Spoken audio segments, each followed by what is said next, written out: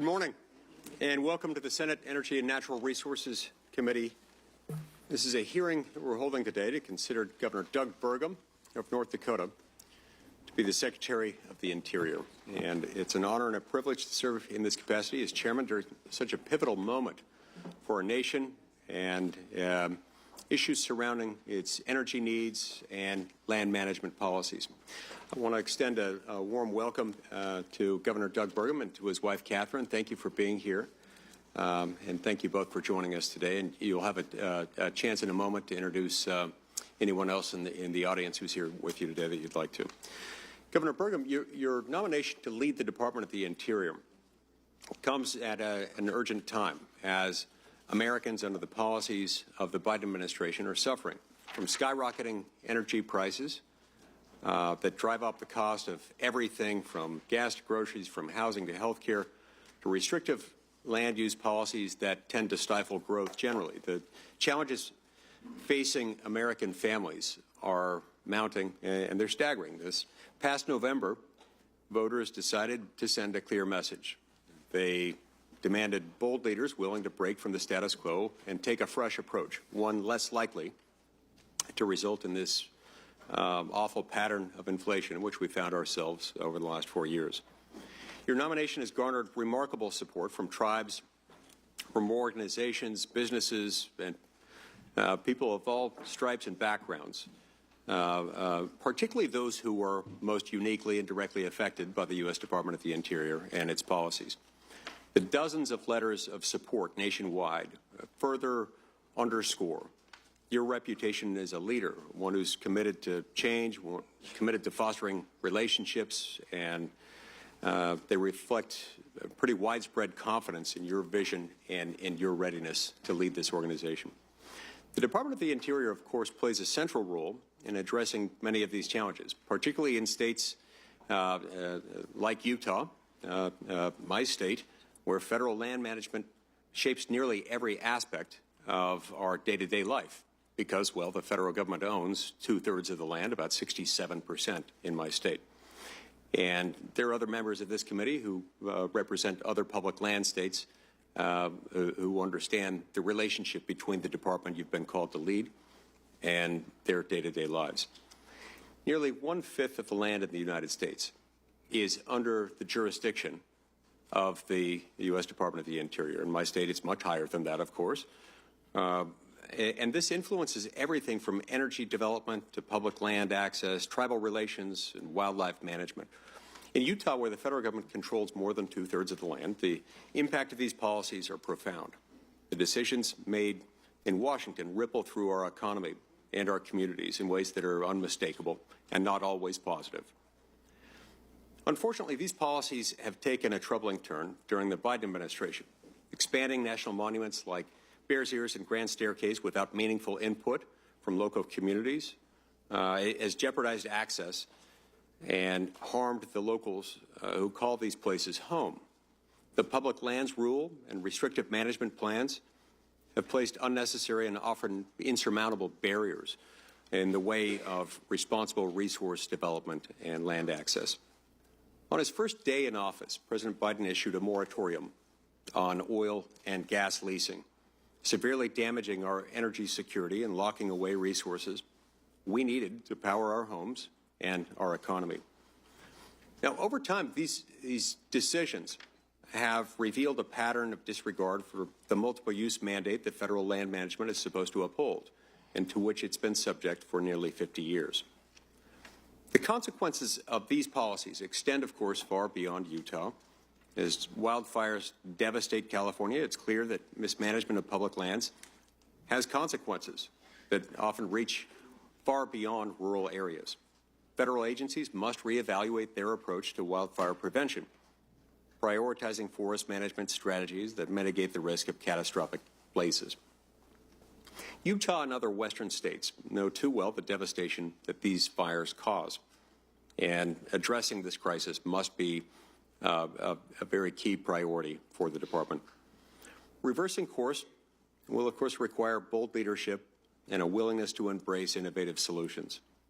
The Department of the Interior must take a hard look at the leasing restrictions of the last few years, which have steered development toward low potential areas while blocking access to high value resources like critical minerals. These are the building blocks of our economy and our national defense, and we can't afford to let bureaucratic delays jeopardize our future. Housing shortages across the West present another daunting challenge that we have to face.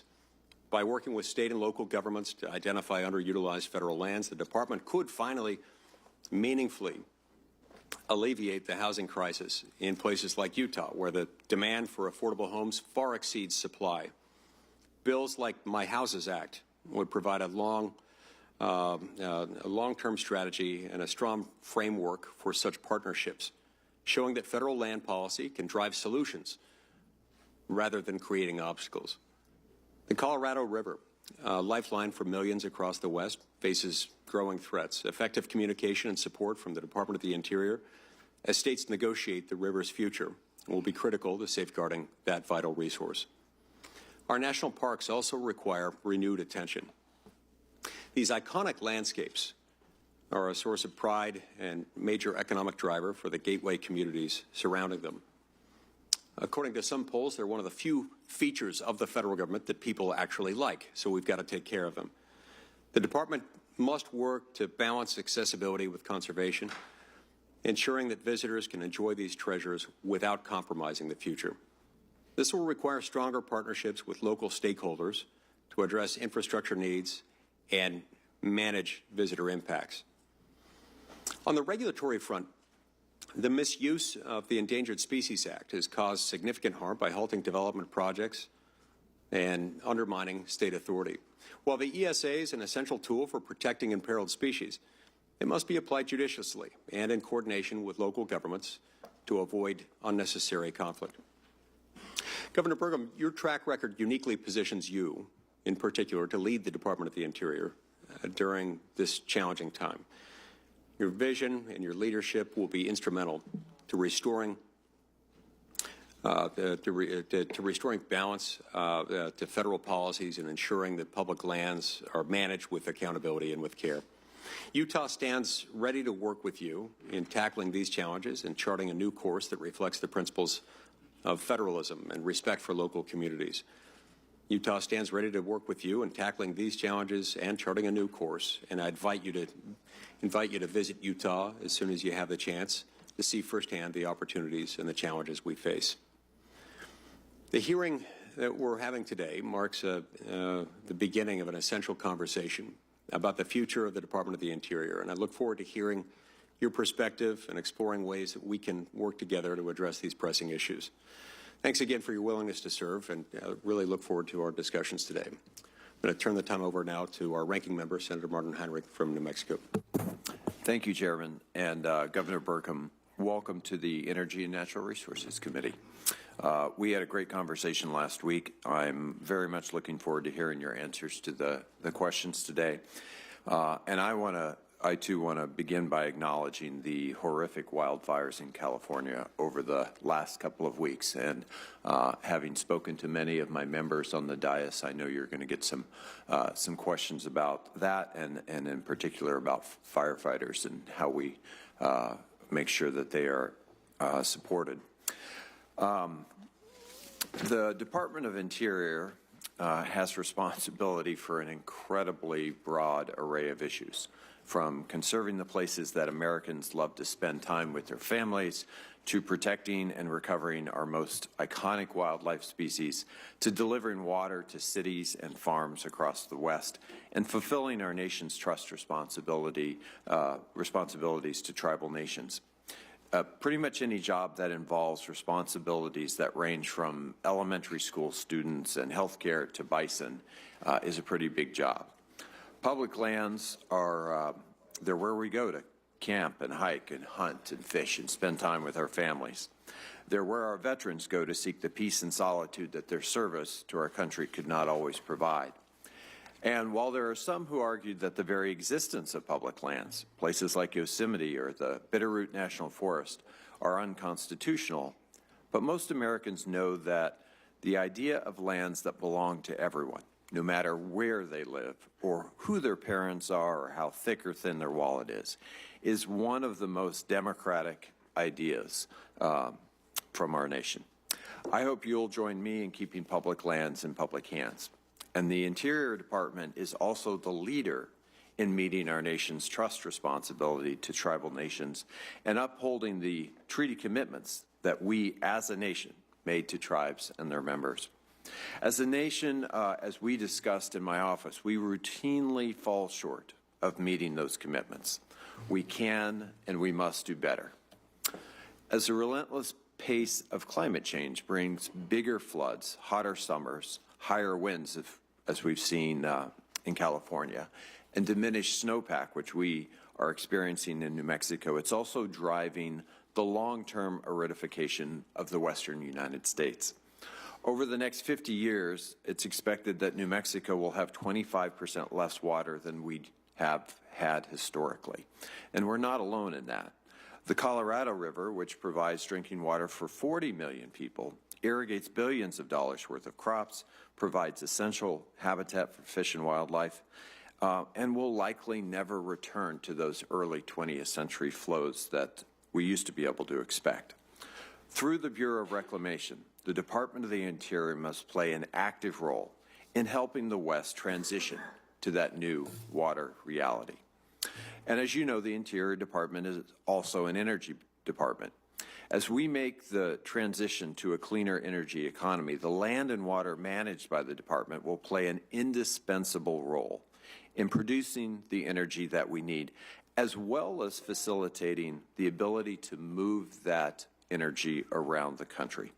From geothermal and hydrogen to solar and wind, the department's work is at the center of our energy future.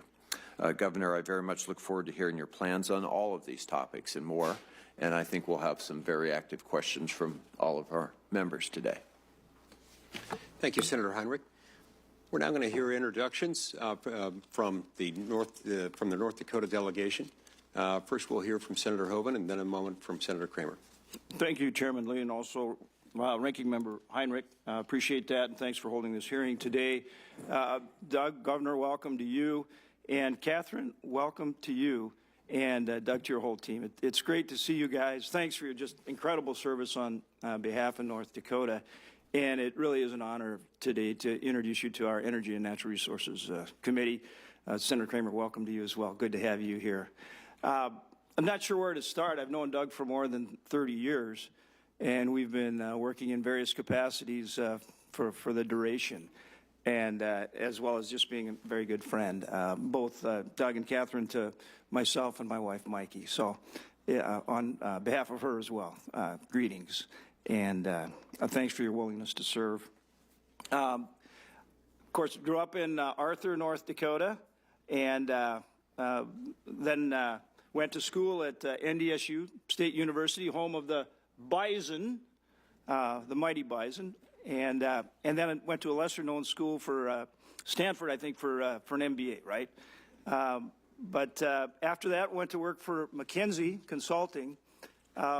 My staff wrote up this beautiful, introduction, but I think I'm just going to talk a little bit about our shared time together and friendship. Came back, and actually there was this nascent software company, Great Plains Software, and he, along with some of his relatives, mortgaged a family farm and bought it on a flyer, and went to work and started hiring these kids from across, young people from across North Dakota, to develop this the software company. And I went to his office, I don't know, a long time ago, over 30 years ago, and he was in there. He was just putting these 8x8, I guess, floppy disks into sleeves, and then he put them into boxes, and then putting them into larger boxes, and they were shipping in. And I said, Doug, what is this? What are you doing? Well, I then learned all about, if you know Doug, you know what I mean, it's true, all about PC software. And he built that company up, sold it, or went public in 1997 with it, sold it to Microsoft in 2001, and that became Microsoft Business Solutions. And so Microsoft Business Solutions today had its genesis in Great Plains Software. Doug ran Microsoft Business Solutions for a number of years, kept it there in Fargo. It was the largest location for Microsoft outside of Bellevue, Washington, and it had, I don't know, 2,000 or more North Dakotans working for him from across the state. Left that after a while, started some more companies, went into philanthropy, including some really great things for our North Dakota State University and many other things. Revitalized, in many respects, downtown Fargo with his real estate development. And in 1997, when I was governor, I gave him the Theodore Roosevelt Rough Rider Award, which is our highest award. And I can remember him looking at me at the time and going, gee, John, I hope I'm not done accomplishing things. And obviously you weren't, Doug. Ran for governor in 2016, won. Ran again in 20 and won overwhelmingly, mostly because of Catherine, we think, but won by a big majority. Did a great job as governor. Ran for president and actually was the first of the presidential candidates when he left the race to endorse President Trump. And President Trump, right from the get-go, and Kevin will tell you the same thing, when we talked to him about Doug, he was really excited about Doug from the jump. And I'm thinking, well, the guy ran against you, really? You know, but he never had anything but great things to say about Doug and, of course, Catherine, which we all understand. He endorsed President Trump. And what Trump saw was somebody who truly understands energy. And the Trump administration has such a big energy agenda that he knew this was the guy to lead it. So it's not just about leading the Department of Interior Secretary, but leading the National Energy Council. And that's what President Trump has really seen in him. But that being said, because there's a lot of things that Interior touches. I mean, this is a guy that loves the outdoors. He's got a ranch. He loves to be outside, riding horses, you know, rounding up cattle. He loves to hunt. So he loves the outdoors. He loves the national park system. He's a historian. I mean, Angus King, he'd even challenge you for, like, trivial knowledge of history. I mean, and important knowledge of history, too. But, I mean, just any detail, head-to-head, you two guys go in detail would be fun to listen to for a while. And so he loves the outdoors. He loves the park system. And talk to folks that he's worked with in Indian country. Every single tribe in North Dakota, we have 5 reservations, and we have a lot more tribes than that, but every single tribe has endorsed him. Mr. Chairman, I ask that these letters be introduced into the record. Without objection. And more than 180 different tribes across the country have endorsed him, too. That says something. That says something about a guy who's willing to sit down and talk to folks. And this is a guy that fits this job. He really does. He covers all the bases. And so I hope everybody on this committee will take time and visit with him, because I think, and understand him where he's coming from, and understand that he will take time to understand your issues and work with you, because I think you'll find this is the right man, the right fit for this job. Thank you, Mr. Chairman. Senator Cramen. Thank you, Chairman Lee and Ranking Member Heinrich, and congratulations to both of you on your leadership of this important committee. And it was great to listen to John. And by the way, let me just start out by doing what I always do best, and that is agree with John Hoeven. It's worked very well for me in my career. But what struck me right away is as he starts talking like a governor, as I look around the room, and he brings up Angus, and I'm thinking, well, I'm in a former governor's club, for crying out loud. You guys you're going to have a lot of great things to talk about. You know, there's so much to be said, and John has done it very, very well. So I'm just going to highlight a couple of things. And to John's point about President Trump's confidence in Doug Burgum, he called me a lot. The president did. He even called me when Doug was his opponent and said, I like that Doug Burgum guy a lot. And he said, he's just so smart and he's so good and he's got a big brain and he understands everything. And I said, he does. He does. And he'll be very, very, very valuable to you in your service. And I think as a consumer, as Governor Burgum and First Lady Catherine are consumers of these incredible federal assets of ours, our great rich properties, as recreators, understanding the value that it brings to agriculture, that they bring to responsible extraction of minerals. I think one of the things that oftentimes maybe doesn't get talked about with Governor Burgum is he's not just an oil man from an oil and gas producing state. He is first and foremost a conservationist. He is from the land of Roosevelt. And he absolutely relentlessly carried the ball to ensure that the Theodore Roosevelt Presidential Library gets built, and that it gets built in Medora, North Dakota, at the gateway to Theodore Roosevelt National Park, so that it could become the symbol of responsible extraction of minerals, responsible production of federal assets in a way that both exercises great care for the land and the water and the air, as well as great economic opportunity for the people that own these assets. That's a remarkable balance that he brings to this. And so it's such a great honor for me to be able to be here with him to talk about the multiple uses of our federal assets in ways that recognize their value in so many ways. And then I want to wrap up with this because John just did such a great job, but I want to read one short paragraph from one of the letters from one of our tribes. And I know that many tribes throughout the country have written letters.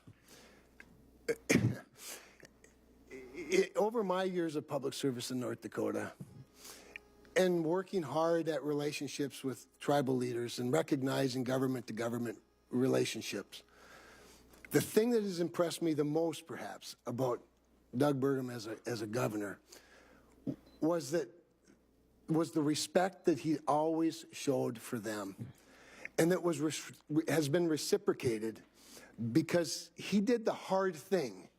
He earned a trust that had been lost, not by former governors so much as just history. As history, it's hard work to do that, and so I'm just going to close, Mr. Chairman. I just want to read a paragraph from Chairwoman Janet Elkire from Standing Rock Sioux Tribe in North and South Dakota. Probably one of the bit more challenging relationships in recent years has been over the Dakota Access Pipeline and that particular tribe, which could, with different leadership, could have divided people in a big way. But even through that, through all of that, he earned their support. And I'm just going to read this short paragraph, and then I'll end with that, with my thanks to you for allowing me this opportunity, and my thanks to you, Doug, for allowing me this blessing. Governor Burgum understands the Native American dynamic, which, if you're non-Native, can be difficult to maneuver. But he does it well. He understands the importance of honoring traditional values and culture, promoting family first, remembering who we are and where we came from, the struggles we endure, and community wellness. And so it's just my honor to be able to introduce him today and look forward to a successful confirmation and working together. Thank you, Mr. Chairman. Thank you, Senator Kramer, and also Senator Hoeven. Governor Burgum, the rules of the committee require that, quote, at any hearing to confirm a presidential nomination, the testimony of the nominee shall be under oath. Accordingly, if you'll please stand and raise your right hand, I'll administer the oath. Do you solemnly swear that the testimony you're about to give to the Senate Committee on Energy and Natural Resources shall be the truth, the whole truth, and nothing but the truth? I do. Thank you. Now, before I have you begin your opening statement, I'll ask 3 questions that are addressed to each nominee who comes before the committee. First, will you be available to appear before this committee and other congressional committees to represent departmental positions and respond to issues of concern to the Congress? Yes. Are you aware of any personal holdings, investments, or interests that could constitute a conflict of interest or create the appearance of such a conflict should you be confirmed and assume the office to which you've been nominated by the President? No. And are you involved or do you have any assets that are held in a blind trust? No, I do not. Okay. I'll invite you now to introduce your family before you give your opening statement. Well, good morning. Thank you, Senator Lee. Thank you, Senator Heinrich. Grateful to have the opportunity. Thank you for your leadership on this committee. And I do want to begin with gratitude, as I always do, with a special thank you to my friends, Senator Hoeven, Senator Kramer, not just for their kind words this morning, but their incredible service to the country and to North Dakota over their lifetimes. And Senator Lee, as you acknowledged, I'm deeply grateful for the support of all of my friends, my family, especially our 3 kids, and my amazing and courageous former First Lady and my wife, Catherine Burgum, who's joining me here today. It's certainly an honor to have been nominated by President Trump to serve as the 55th Secretary of the Interior. As Senator Hoeven said, I grew up in Arthur, North Dakota. This is a tiny town of about 400 people. We didn't even have paved streets when I grew up. It was all gravel. And it was 400 if you counted everybody that was also staying in the Good Samaritan home. That's how we got to 400. My father was a World War II Navy officer who served in the Pacific. My dad died when I was a freshman in high school, and my mom went back to work in higher education.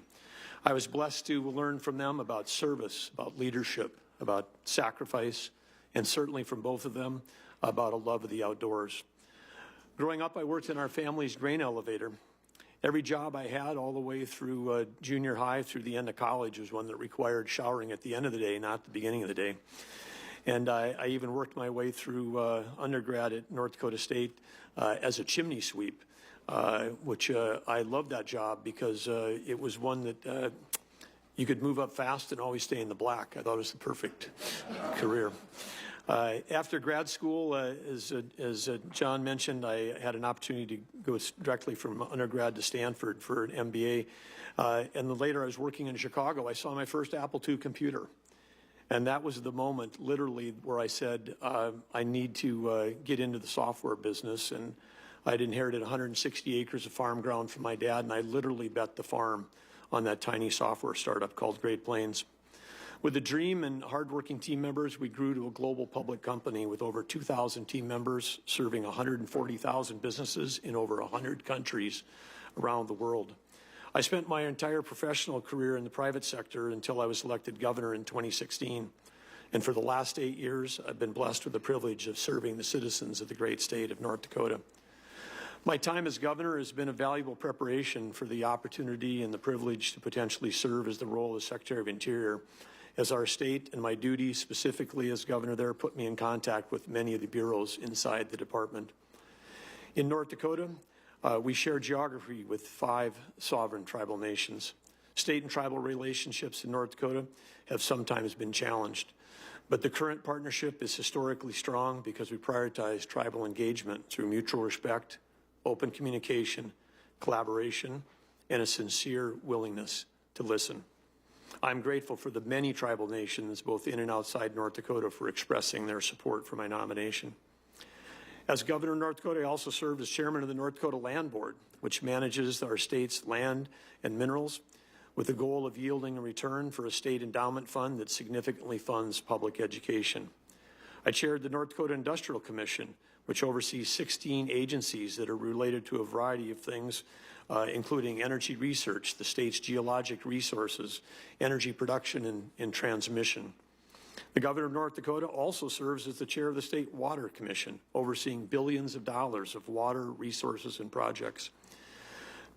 All of these are parallel responsibilities to Interior and often interacted with Interior agencies. North Dakota, of course, is blessed with a rugged natural beauty, including the majesty of the Theodore Roosevelt National Park, which is home to Theodore Roosevelt's Elkhorn Ranch, which is considered by many to be the cradle of modern conservation. And of course, we have beautiful badlands. I'd like to note here on the record that our badlands are significantly badder than South Dakota's badlands. Just tremendously badder, not even close.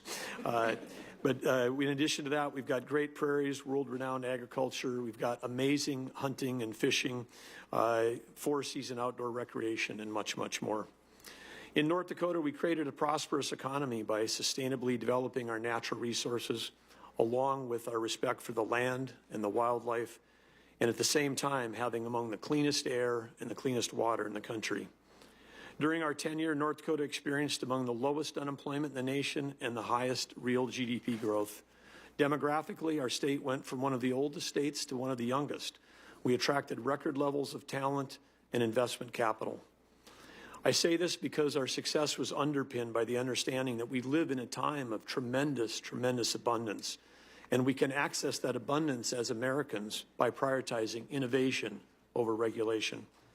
If given the opportunity to serve as the Secretary of Interior, I'll bring those experiences and those lessons learned to the leadership of the tens of thousands of dedicated professionals within the Department of Interior.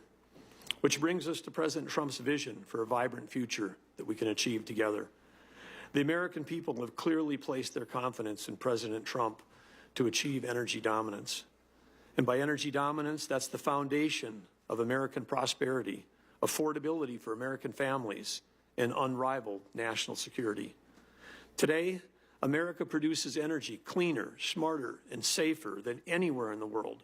And when energy production is restricted in America, it doesn't reduce demand. It just shifts productions to countries like Russia and Iran, whose autocratic leaders not only don't care at all about the environment, but they use their revenues from energy sales to fund wars against us and our allies. President Trump's energy dominance vision will end those wars abroad, will make life more affordable for every family in America by driving down inflation. And President Trump will achieve those goals while championing clean air, clean water, and protecting our beautiful lands. Next to TR National Park, we're building the Theodore Roosevelt Presidential Library and Museum to honor the leader who advised America to walk softly, speak softly, and carry a big stick. In our time, President Trump's energy dominance can be America's big stick that will be leveraged to achieve historic prosperity and world peace. The Department of Interior, in cooperation with the U.S. Congress, this committee, and the states, will play a pivotal role in achieving the outcomes to make the world safer and America even better for our children, our grandchildren, and generations to come. I thank you for inviting me here today and look forward to your questions and our discussion. Thank you, Governor Burgum. We'll now begin our first round of 5-minute questions. We'll alternate back and forth between Republicans and Democrats, and I'll go first, then Senator Heinrich, and so on and so forth in order of seniority and arrival at the hearing. I want to start by talking briefly about the Antiquities Act. This is a law passed over a century ago by Congress.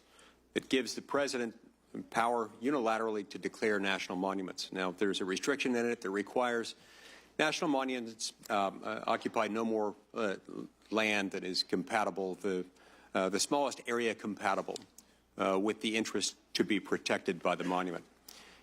These have become something of a political football in parts of the country, especially in my state. In Utah, President Clinton designated the Grand Staircase Escalante National Monument in 1996. President Obama added the Bears Ears National Monument in 2016, shortly before he left office. Now, both of these objections were made, both these designations were made over the objection of the people of Utah and their elected representatives.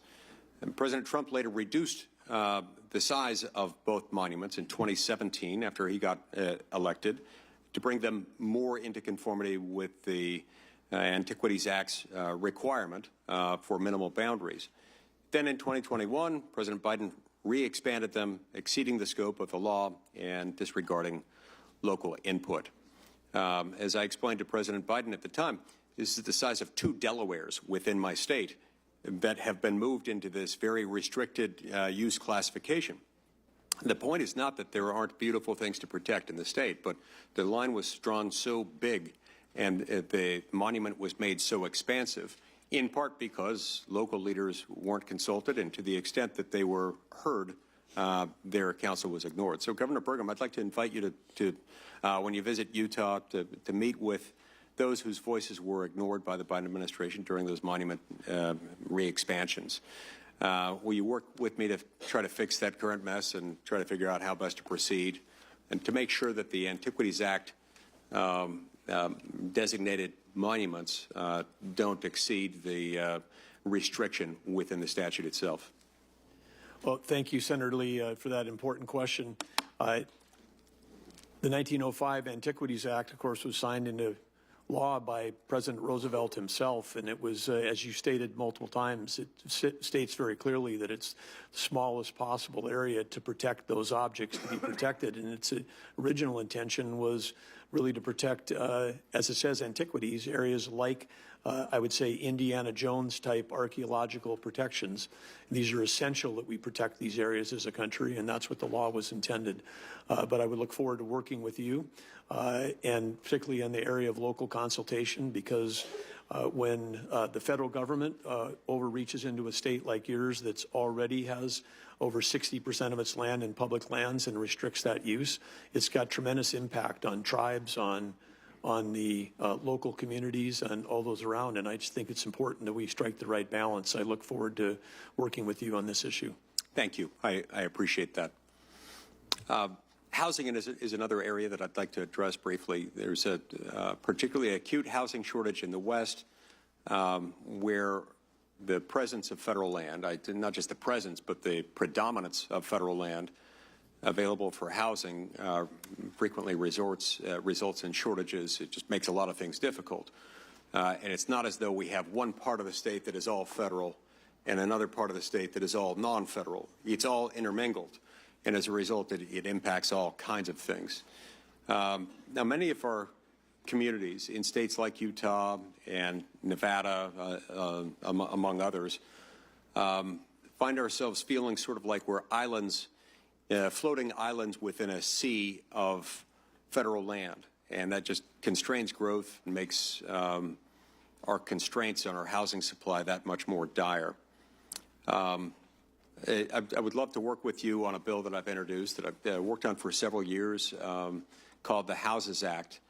And in addition to looking for and developing other creative ways to address the housing affordability crisis in the West, in your view, how can the Department of the Interior help address the housing crisis in areas like, as is the case in my state, where the presence of federal land often inhibits community needs? Well, understand that one of the great challenges we're facing in this nation right now is housing affordability. And in my discussion and friendship with Governor Spencer Cox of your state, know that it's a high priority for him and for the state.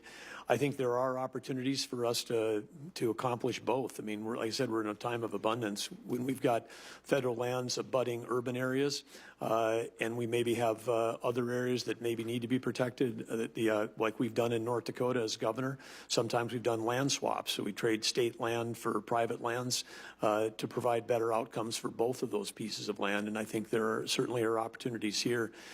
Public lands in general, some like the national parks, absolutely, we need to support and protect every single inch of those. But in other cases, we've got a multiple use scenario for our lands. And I believe there's pathways we can find, particularly in states like yourselves and others that have 50, 60% or more of your land held by the federal government, that we can find appropriate solutions to help address the housing. Look forward to working with you on that. Thank you, Governor.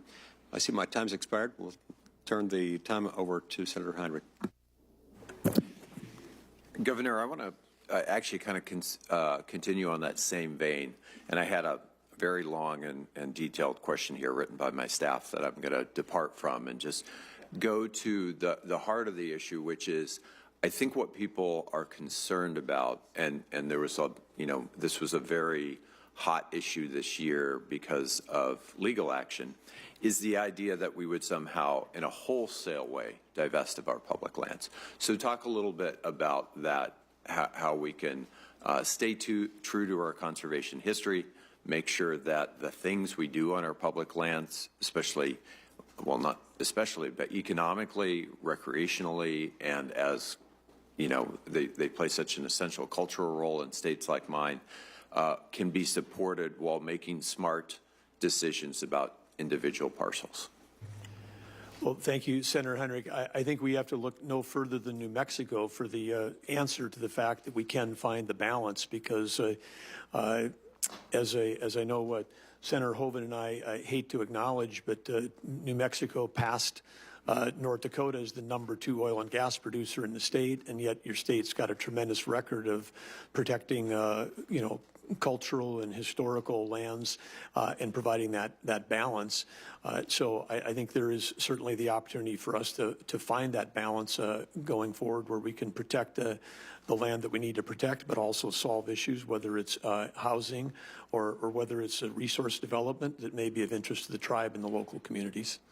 And that's something we really pride ourselves on in New Mexico, is that we have been able to strike a balance that we've been able to be an energy leader on many fronts, and at the same time we've created a number of national monuments even that are not controversial, that are deeply supported by local leaders, by veterans groups, by tribes, by hunters and fishermen alike. So I would just simply ask that before the department makes wholesale changes to conservation designations in the state of New Mexico, at least, that you would meet with myself and any local leaders who helped to create those designations in the first place. Yeah, I think that, yes, absolutely would look forward to those discussions with you and those. And I think, again, as you've described, the key to this is the local consultation. As Senator Lee and other states have experienced, there have been incidents where there's been complete and total opposition and no local consultation. And I think, again, my experience as governor and working with the tribes and working with local communities in North Dakota, whether it's grazing associations, county commissioners, mayors, rural residents, I think the consultation is key. And part of that consultation is also those tribes that have both current and historic connections to those places as well, right? Absolutely. Right. As a former outfitter guide, I'm really quite excited that this Senate and this body just passed the Explore Act. It's the first major piece of outdoor recreation legislation. Senator Barrasso was incredibly involved in that, as was Senator Manchin. Permitting reform was something I worked on in that piece of legislation. And it's kind of a recognition of the big economic driver of our public lands that often doesn't get the same attention that energy and other uses get. So outdoor recreation in New Mexico is responsible for something like 29,000 jobs and billions of dollars of impact. On a national scale, it's over $1 trillion economy. So talk again a little bit about how we can balance those competing issues as you did as governor, and support that outdoor recreation economy, because it is growing, and it's particularly critical to our rural gateway communities. Well, first I would just like to say this is a really important topic, but it's also a passion of mine as someone who's spent my life as an avid outdoorsman. I was very pleased to get the full endorsement of the Outdoor Recreation Roundtable for this job, which represents that $1 trillion industry. I think that's where we first met. Yes, yeah, where it represents all of these different aspects. And I think that the opportunity for in most states, I recognize this as governor. We created a Office of Outdoor Recreation while I was governor, and continue to invest in whether that's access to fishing and hunting, public access on public lands. We've got a number of great things going on in North Dakota that we've done there that have been really helpful, including using technology. We took all the posting requirements in our state. We got all the landowners, the pheasant hunters, all the waterfowl hunters, got everybody to agree on that. And we created a tool where, even for hunting, you can look on your phone and find out whether the land is posted or not posted. And it might be posted no for deer hunting, yes for pheasant hunting, and it includes the phone number, and it's posted, but if you call me and talk to me, I might let you on, but then the landowner's name and the phone number is right there. So we've been able to find tools to bring together landowners and sportsmen on both private lands as well as public lands to try to make sure that we can keep that outdoor economy rolling. Thank you. Senator Daines. Chairman, thank you. Governor Burgum, welcome, as well as welcome the First Lady of North Dakota. Good to have you both here. If confirmed, you will be 8th in line of succession to President of the United States, Governor, and that goes in line with when these departments became part of the United States government. Interior goes back to 1849. And the oldest agency within Interior is the Bureau of Indian Affairs, is BIA. I think it's only fitting, before I get into my questions and my remarks, if I might submit a letter for the record from the Coalition of Large Tribes, of which three of my 12 federally recognized tribes in Montana are part of COLT. Of course, you have 5 federally recognized tribes and members of COLT. But if I just read the letter that they wrote in your support, it says, it's been incredible for COLT tribes to have such a close supporter nominated to the Secretary's office. He is someone in whom we have deep trust and confidence. We have gone to him with our most complex, difficult issues over many years. He is exactly the kind of leader tribes need at the Interior Department. And they close in the letter by saying this: Governor Burgum has COLT's highest recommendation and endorsement to serve as the next Secretary of the Interior. Mr. Chairman, I'd like to submit this letter for the record. Without objection. Governor, last week, the Fish and Wildlife Service denied Montana and Wyoming's petitions to delist the greater Yellowstone ecosystem and Northern Continental Divide ecosystem grizzly bears because these two populations have exceeded recovery targets by so much that the service no longer believes these two populations are even distinct. We should be celebrating the fact that grizzly bear has recovered, is an example of a great species now that has recovered and is prolific across these ecosystems. But sadly, this ruling coming out of FWS punishes Montana's successful grizzly bear recovery efforts. It's really completely backwards. We should be celebrating the recovery, but instead, we are now having to sacrifice to adjust living with the bears, whether it's predation losses by livestock producers as well as human safety. Sadly, many Montanans have been killed, badly mauled by grizzly bears. So the people back home take this very, very seriously. It's literally gotten to the point up along the Rocky Mountain front, west of Great Falls, where our playgrounds in one of our schools, they have high fence there to protect the children from grizzly bears when they go out for recess. The service keeps moving these goalposts for delisting and returning these bears to state management where it absolutely belongs, like we've done with the wolves. The service set recovery numbers at 500 and 800 respectively for the greater Yellowstone ecosystem and the Northern Continental Divide ecosystem. The most recent estimate is now, best science, 2,100 bears in these two ecosystems. Governor Burgum, would you acknowledge that the data shows the recovery of these two populations and commit to working with me to delist them? Well, Senator Daines, I'm aware of the data, and this is a super important issue. I know it to Montanans. It's important to people also in Wyoming and Idaho. I'm with you. We should be celebrating when species come off the endangered species list, as opposed to fighting every way we can to try to keep them on that list, because, as you say, the complications. And the other thing you mentioned in your remarks is also the state. Having been a governor, I understand how dedicated the state fish and wildlife representatives are from Montana, from Wyoming, from North Dakota, South Dakota. I mean, all of the folks.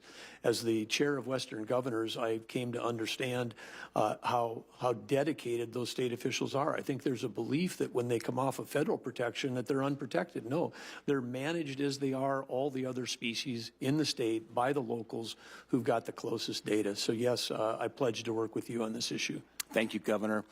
The Biden administration has been slow walking 3 critical permits for coal mines in Montana. The Bull Mountain mine south of Roundup, the Rosebud mine that supplies coal for Colstrip, and the Spring Creek mine in southeast Montana are all desperate need right now to finalize permits. The Bull Mountains mine has already had to lay off hardworking Montanans because the Biden's Office of Surface Mining has refused to finish the needed reviews. My question is, when confirmed, will you prioritize completing these permits so Montana families don't lose their jobs? Senator Daines, this is part of a larger crisis our nation is facing around electricity. We have a shortage of electricity, and especially we have a shortage of baseload. We know that we have the technology to deliver clean coal. We're doing that in North Dakota. Senator Hoeven and others began these efforts over 2 decades ago, but we have an opportunity to decarbonize, produce clean coal, and we, with that, produce reliable baseload for this country. And so, again, we are absolutely would want to work with you on this issue, because this is something that's critical to our national security. Without baseload, we're going to lose the AI arms race to China. And if we lose the AI arms race to China, then that's got direct impacts on our national security in the future of this country. Mr. Chairman, I'm a little bit, one just final statement to read, and I'll complete my my questions. I want to quickly close by highlighting the importance of a bill that I'm working with Senator King of Maine. We co-chair the National Parks Subcommittee. We're proud of the fact that no matter which way the gavel goes, it goes back and forth over time in the U.S. Senate. Angus King and I are always co-chairs as we work together on behalf of our national parks. I'm working with him to reauthorize the National Parks and Public Land Legacy Restoration Fund. This is critical to address the deferred maintenance challenge we face with our great public lands. President Trump signed the greatest conservation win in 50 years when he signed the Great America Outdoors Act, and I thank Vice Chairman Heinrich for helping so much and getting that across the finish line. He signed that in 2020. I hope I can count on your support for reauthorizing this program.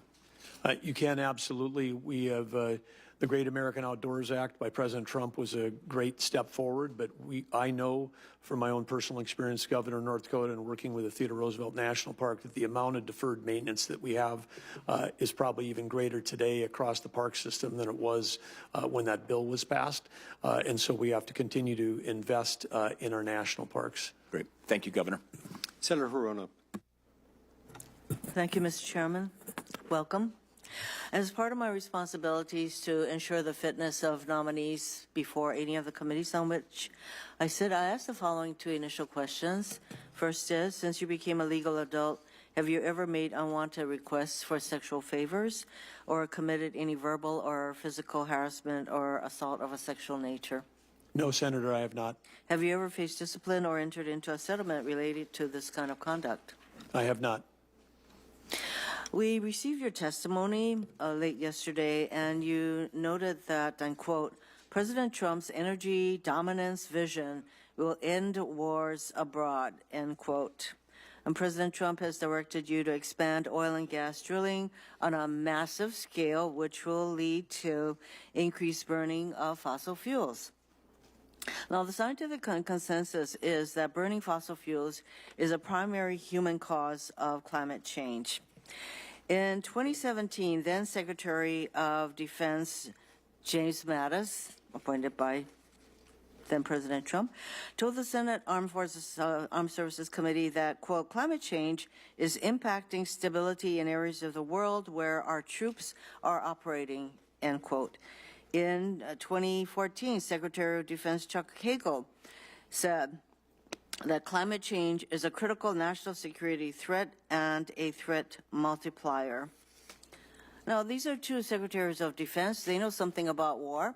Were you aware that they testified before the Senate Armed Services Committee on a number of times that burning more fossil fuel is actually going to not result in the end of wars, but could very well exacerbate and cause wars? Were you aware of this testimony?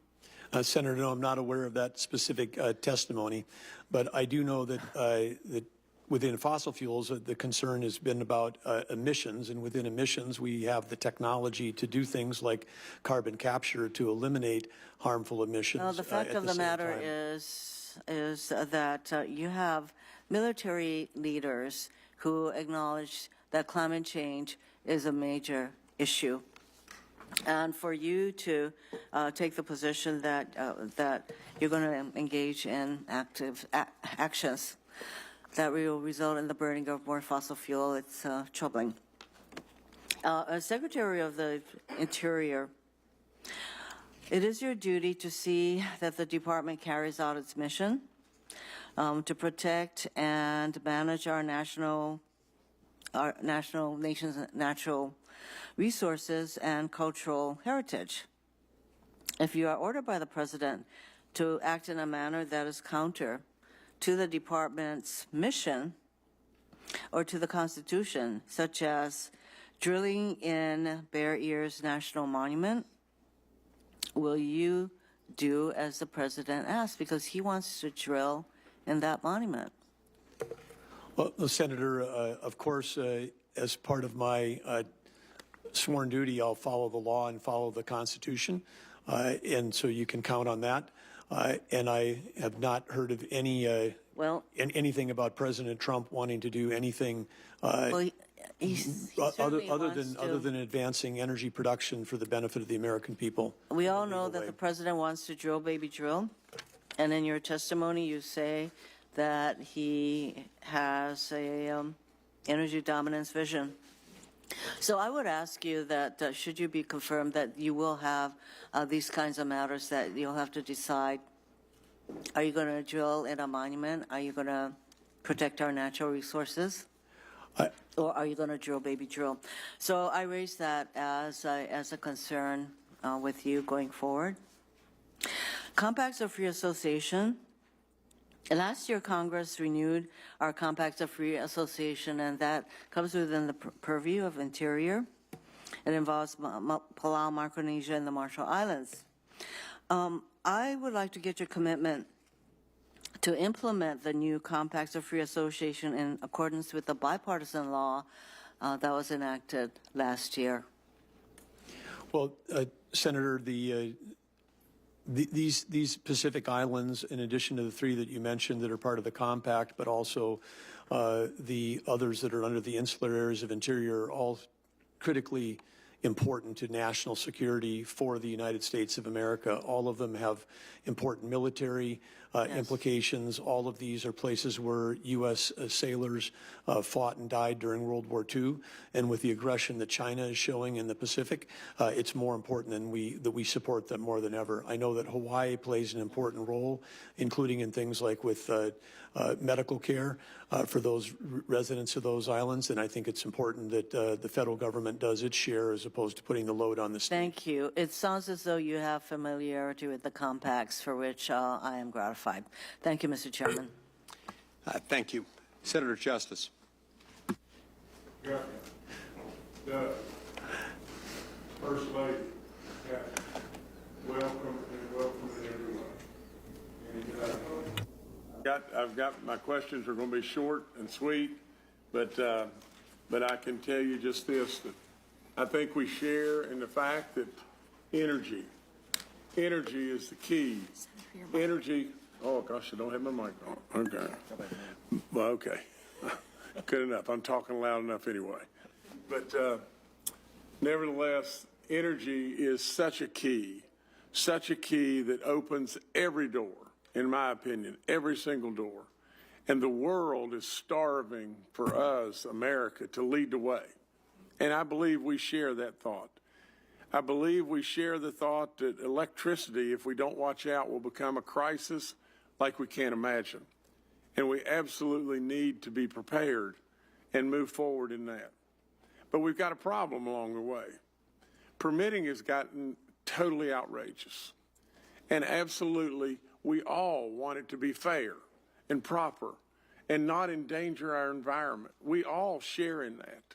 But absolutely, I ask you, Governor, I ask you, please, tell us your thoughts on how we're going to approach this, how we're going to approach this, the issues with fish and wildlife, and on and on and on.